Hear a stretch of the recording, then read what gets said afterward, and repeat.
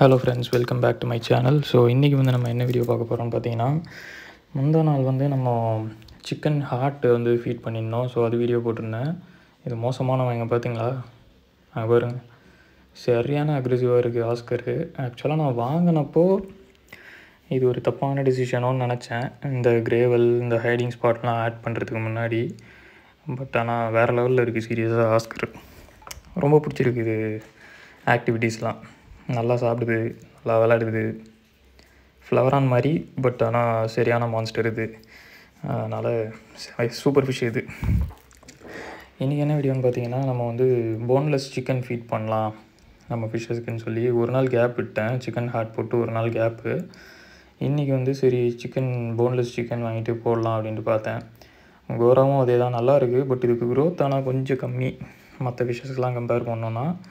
But ஆனால் ஃபீடிங்கோ இந்த ஸ்ட்ரெஸ்ஸோ இதெல்லாம் சூப்பராக இருக்குது. ஸ்ட்ரெஸ் எல்லாம் ஒன்றும் அவ்வளோவா இருக்காது, கரெக்டாக சாப்பிட்றோம். ஸோ இன்றைக்கி நம்ம வந்து ஃபீட் பண்ணுற வீடியோ தான் பார்க்க போகிறோம். போன்லெஸ் சிக்கன் எப்பவும் போல் வாங்கி ஃப்ரீஸ் பண்ணி வச்சுருக்கேன். நம்ம அரோனா எப்பவும் போல் சூப்பராக இருக்காப்புல. இவருக்கு வந்து லைவ் ஃபீடு கொடுத்து கொஞ்சம் நாள் ஆகிடுச்சு. ஹார்ட்டு போட்டப்போ நல்லா சாப்பிடுச்சு, பார்த்துருப்பீங்க. அதே மாதிரி இன்றைக்கி போன்லெஸ் சிக்கன் ட்ரை பண்ணலாம் கேப் எடுத்துட்டு பார்த்தேன். அதே மாதிரி நம்ம கேட்ஃபிஷ், அவருக்கு என்னமோ தெரியல, இப்போது கொஞ்சம் கலரேஷன் சூப்பராக இருக்காப்புல. ஆள் பார்க்கவே ரொம்ப கலர்ஃபுல்லாக இருக்கார்.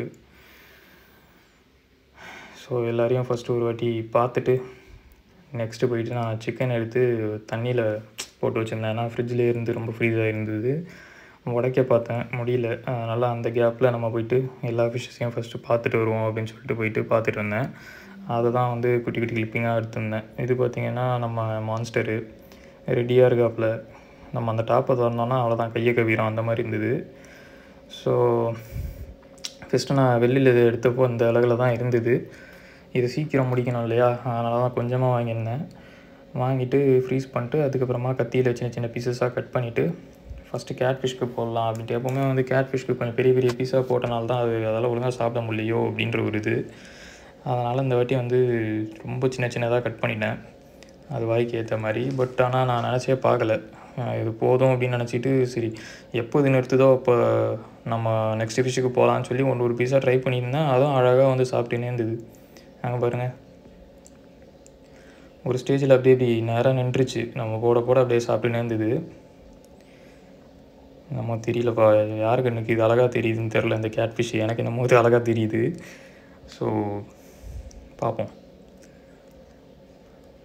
அரோனா கூட இதை ஆட் பண்ண முடியாது, இதை டேங்க்கில் வச்சு பார்க்கணுன்னு ஆசை தான் எனக்கு. ஆனால் கண்டிப்பாக முடியாது. ஏன்னா நம்ம அரோனா வந்து சரியான அக்ரெசிவ். அது கண்டிப்பாக எந்த ஃபிஷ்ஷுமே சேர்க்காது, கண்டிப்பாக சோலோவாக தான் இருக்கும். அதை வச்சு கம்யூனிட்டி டேங்க் கூட ட்ரை பண்ண முடியாது. நம்ம பெரிய சைஸில் ஃபிஷ்ஷஸ் போட்டால் அட்டாக் பண்ணாது அப்படின்ற மாதிரிலாம் சொல்லுவாங்க. பட்டு நம்ம ஆள் மேலே எனக்கு கண்டிப்பாக நம்பிக்கை இருக்குது. அது இது வரைக்கும் ஃபஸ்ட்டு ஒரு அரோனா 3.5 இயர்ஸு, அது கூட நம்ம பெரிய சைஸ் ஷார்க்கெல்லாம் கூட ஆட் பண்ணியிருக்கோம், ஒன்றும் பண்ணது கிடையாது. மற்ற ஃபிஷ்ஷஸும் ஆட் பண்ணியிருக்கோம், ஒன்றும் பண்ணது கிடையாது. இன்னொரு அரோனா சின்னது ஒன்று வச்சுருந்தோம், அதுவும் கொடுத்தோம் பார்த்தீங்களா, அது கூட அட்டாக் பண்ணாது. ஆனால் இது மோசமானது. இப்போ பாருங்கள் நம்ம ஆஸ்கர் எப்படி சாப்பிடுதுன்ட்டு. இதுக்கு கம்மியாக தான் எடுத்துகிட்டு வந்தேன், ஏன்னா இதுங்க வந்து சிக்கன் ஹார்ட்டே கம்மியாக தான் சாப்பிட்டுச்சு. சரி எவ்வளோ சாப்பிடாதுன்னு நினச்சி எடுத்துகிட்டு வந்தால் பார்த்தா இதுங்களும் இன்றைக்கி வேறு லெவல் பண்ணிடுச்சு. நம்ம ஆள் ஏதோ இவர் இருக்கார் பாருங்கள் அக்ரெசிவ், அவர் தான் போட சாப்பிட்டுன்னு இருந்தார். இது கம்மியாக தான் சாப்பிடும்னு நினச்சேன், பார்த்தா இதுக்கும் என்னன்னு தெரில, இன்றைக்கி பசி போல். அதனால் இவரும் கொஞ்சம் நல்லா தான் சாப்பிட்டாரு. இந்த கேப்பில் கோராக்கு சரி கொஞ்சமாக சின்னதாக போடலாம், அது எப்படியும் அவ்வளோ சீக்கிரம் சாப்பிடாது பெரிய பீஸாக இருந்தான்னு சொல்லிட்டு போட்டு பார்த்தா அதுவும் அடிச்சு நவுத்திருச்சு. எனக்கு என்ன செய்கிறதுனே தெரில. நான் வேறு அரோனாக்கும் அலிகேட்டருக்கும் கொஞ்சம் தான் இப்போ மீதி இருக்குது. மீதிலாம் கேட்ஃபிஷ்ஷு இதுங்க 3த்துக்கே கிள்ளி போடுறதுக்கு எடுத்துகிட்டு வந்துட்டேன். ஸோ அதுக்கு ஃபஸ்ட்டு என்ன இருக்குது அப்படின்றத பார்க்கணும் அப்படின்ட்டு போயிட்டு ஒரு 4 பீஸ் இருந்ததுன்னு நினைக்கிறேன். அந்த 4 பீஸில் தான் நம்ம அலிகேட்டருக்கும் அரோனாக்கும் போடுவோம். இதை பார்க்க என்னடா இதுக்கு இன்னும் கொடுக்க முடியலன்னு சொல்லிட்டு சரி இருந்ததை இன்னும் கொஞ்சம் எடுத்து ஒரு 2 பீஸ் எக்ஸ்ட்ரா எடுத்து போட்டுருவோன்னு சொல்லிட்டு அதையும் எடுத்துகிட்டு வந்துட்டேன். பார்த்தீங்களா? ஸோ இதை ஃபுல்லாக இப்போ கம்ப்ளீட்டாக போட்டுருவேன். நான் எக்ஸ்பெக்டே பண்ணல கண்டிப்பாக இந்த ஆஸ்கர் வந்து டே 1 நான் சிக்கன் ட்ரை பண்ணப்போ அது ஸ்ட்ரெஸ்ஸில் இருந்தனால மேபி அதோட அந்த ஃபுல் கெப்பாசிட்டி பார்க்க முடியலன்னு நினைக்கிறேன். இப்போ அண்ணன் ஸ்ட்ரெஸ் எல்லாம் தெளிஞ்சு தனியாக போட்டதுக்கப்புறம் வேறு லெவலில் இருக்காப்புல. இதுவுமே நல்லா ரெடி ஆகிடுச்சு. இதோ பார்த்தீங்களா, நல்லா சாப்பிடுது, செதில்லாம் வளர்ந்துருச்சு, அடி வாங்கின மார்க் எல்லாம் மறைஞ்சிருக்கு. அதுதான் இப்போ கொஞ்சம் தெளிவாக இருக்குது. அது மேபி நான் இப்படி செப்பரேட் பண்ணியே வச்சனால இதுங்களும் தனியாக தான் இருக்கணும்னு எதிர்பார்க்கும் போல். ஒன்றா ஆட் பண்ணால் ரிஸ்க்கு தான். பார்க்கலாம். இதுக்கு எப்படி டேங்க் பிளான் பண்ணுறதுன்னு எனக்கு ஐடியாவே இல்லை இந்த 3 மீனுங்களுக்கும். ஏன்னா வெளியில் சில்வர் அரோனா, அலிகேட்ரு தனி, அது கண்டிப்பாக தனி டேங்கில் தான் இருக்கும். கேட் ஃபிஷ்ஷும் ஃப்ரிட்ஜ் பாக்ஸில் தான் கிடக்க போகுது. ஸோ பார்ப்போம். அலிகேட்டருக்கு நம்ம டேங்க்கு போட்டதுக்கப்புறமா அந்த ஃப்ரிட்ஜ் பாக்ஸ் ஃப்ரீயாகும், அதில் கோரா போட்டு இதுங்களுக்கு என்னன்றதை பிளான் பண்ணலாம். ஸோ இதுங்களுக்கு ஒரு வழியாக நம்ம 2வது ரவுண்டு எடுத்துகிட்டு வந்தேன், அதுவும் முடிஞ்சு போச்சு. இப்போ போயிட்டு அலிகேட்டருக்கு போடலான்னு சொல்லிட்டு போய் போட்டிருந்தேன். எப்பவும் போல் நம்ம போட்டோடனே அதுகிட்ட கண்டுக்காத மாதிரியே உட்காந்துருக்கோம். இந்த பக்கம் போனோடனே சாப்பிட்றோம். சரி, அதனால் அது எதுக்கு டிஸ்டர்ப் பண்ணணும்னு சொல்லிட்டு அதுக்கு போட்டுட்டு நான் அப்படி போயிட்டு வரலான்னு சொல்லிட்டு அரோனாவுக்கு ஃபீட் பண்ணலான்ட்டு போயிட்டேன். ஸோ அரோனா எப்படி சாப்பிடுதுன்னு நீங்களே பாருங்கள். என்னோடய பழைய அரோனா சிக்கன்லாம் அவ்வளோ விரும்பிலாம் சாப்பிடாது. பட் என்னமோ தெரியலப்பா, இவர் கொஞ்சம் டிஃப்ரெண்ட்டு தான். நான் ஃபஸ்ட்டு வச்சுருந்த அரோனா வந்து இங்கே லோக்கலில் சொல்லி வாங்கினேன். ஆனால் இது வந்து நானே நேரில் போய் பிஎன்பி ஃபிஷ் ஃபேக்ட்ரியில் வாங்கினேன். அவங்ககிட்ட ஃபிஷ்ஷஸோட குவாலிட்டிலாம் சூப்பராக இருக்குது. சீரியஸாக நம்ம சின்னதாக என்ன தான் பேபி சைஸ் வாங்கிட்டு வந்தாலும் வேறு லெவலில் இருக்குது சீரியஸாக. ஸோ நம்ம அரோனா வந்து எப்பவும் போல் ஃபுட்டை வேஸ்ட் பண்ணாமல் அழகாக சாப்பிட்டு முடிச்சிட்டாப்புல. அலிகேட்டரும் எப்படியும் சாப்பிட்டு முடிச்சிருக்கோம். பட் ஆனால் அரோனாவுக்கும் பசி அடங்கின மாதிரி தெரியல. அதனால் இன்னொரு ரவுண்டு போகலாம் அப்படின்னு சொல்லிட்டு திரும்ப சிக்கன் எடுத்து தண்ணியில் போட்டு ஊற வச்சு திரும்ப எல்லாத்தையும் பீஸாக கட் பண்ணி கேட்டுக்கு சும்மா ஒன்று போட்டு பார்த்தா அது அப்பயும் சாப்பிடுதுப்பா. அப்புறம் சரி அலிகேட்டருக்கு 2வது ரவுண்டு போடுவோன்ட்டு 2வது வாட்டி எடுத்து போட்டேன். ஃபஸ்ட் ரவுண்டு போட்டதை சாப்பிட்டு கிடக்குது பாருங்கள், நவர முடியாமல். அப்புறம் செகண்ட் ரவுண்டு போட்டதையும் அடிச்சு நவுத்திடுச்சு. இது வருது பாருங்கள். ஒரு நாள் கேப் விட்டதுக்கு நல்லா வேலை செய்யுதுப்பா எல்லாருக்கும் வயிறு. ஸோ இவங்கள முடிச்சுட்டு அப்படியே நம்ம சின்ன சின்ன பீஸஸை கட் பண்ணி வச்சுருந்தோம் பார்த்தீங்களா, அதில் இங்கே பாருங்கள் கேட்டுக்கு சும்மா ஒன்று கொடுத்து பார்த்தா அது ரெடியாக இருக்குது. சரி இதுக்கும் 2 பீஸ் போட்டுருவோன்னு சொல்லிட்டு 2 பீஸ் போட்டு விட்டு அது திம்முன்னு ஆனதுக்கப்புறம் நான் வந்து போயிடுச்சு. ஓகே, இதுக்கு மேலே நம்ம கேட்டுக்கு போட வேணான்னு சொல்லிட்டு நேராக ஆஸ்கருக்கு போயிட்டேன். பாருங்கள்,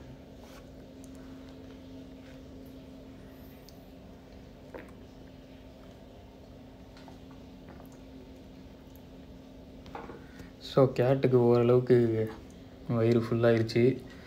அதனால் நம்ம இதுக்கு மேலே அதை போட்டு நிறைய கொடுத்து ரொம்ப திணிக்க வேணான்னு சொல்லிட்டு கொஞ்சமாக ஃபீட் பண்ணிட்டு போயிடலான்ட்டு நெக்ஸ்ட்டுக்கு போயாச்சு.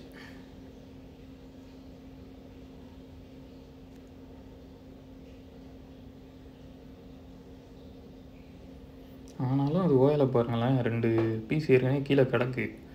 அப்பயும் ஒரு மேலே ஃபஸ்ட்டு என்ன போடுறோமோ அதை ஃபஸ்ட்டு வாங்கிடலான்ட்டு தான் நிற்கிறாப்புல.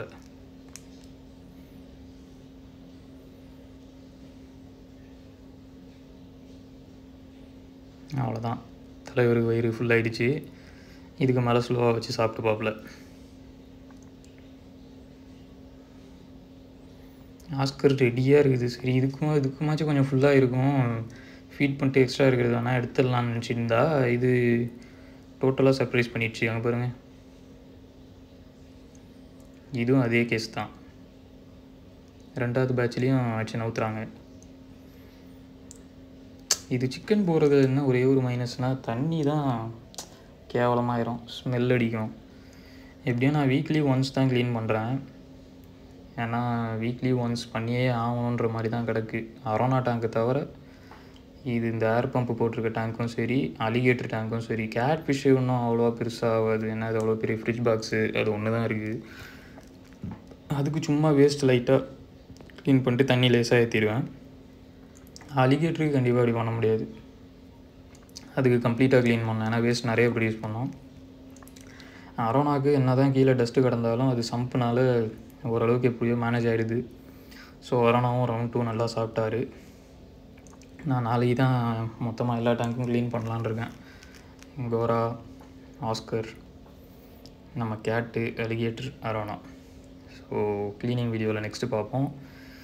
சப்போர்ட் பண்ணுங்கள் ஃப்ரெண்ட்ஸ்.